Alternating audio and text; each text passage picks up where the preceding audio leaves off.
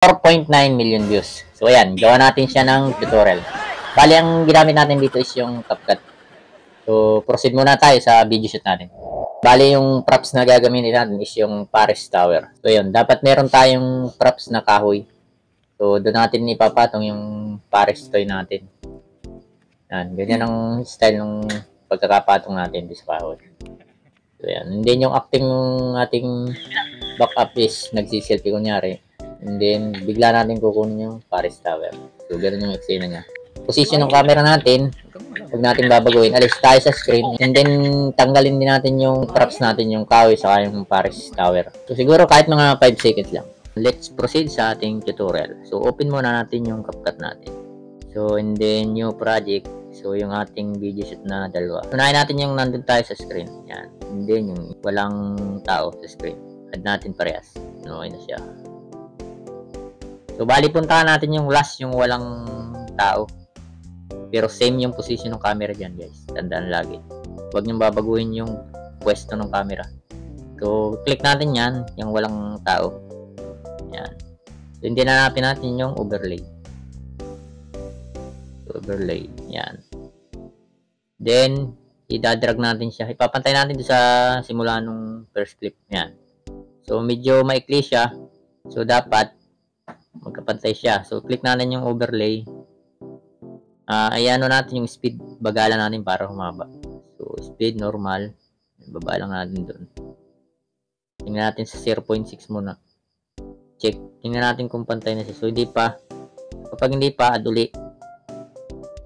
So, 0.6 kanina. Try natin sa 5. So, check. So, yun. Okay na siya. So, may konting sobra. So, drag lang natin ng pakaliwa para pumantay. So, yan. Okay na siya.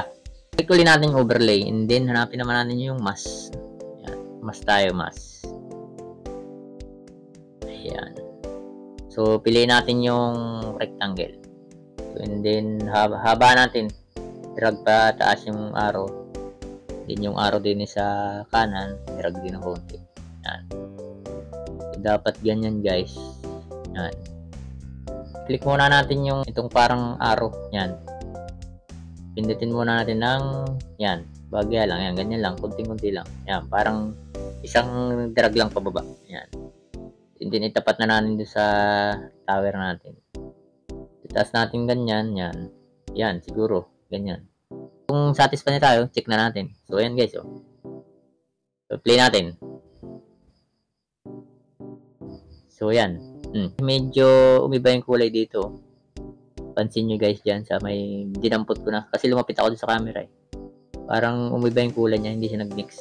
So, ang gagawin natin, yan. Naka-highlight yung overlay natin yan. Ayan lang natin. Then, hanapin natin yung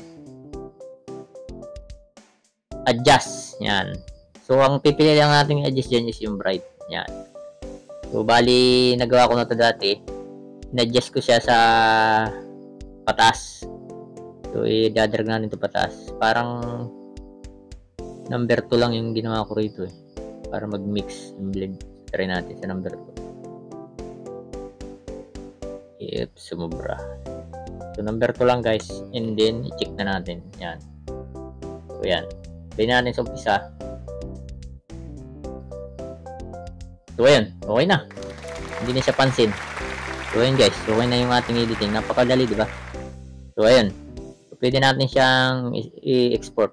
So, tanggalin lang natin yung CapCut logo. So, ready to export na yan.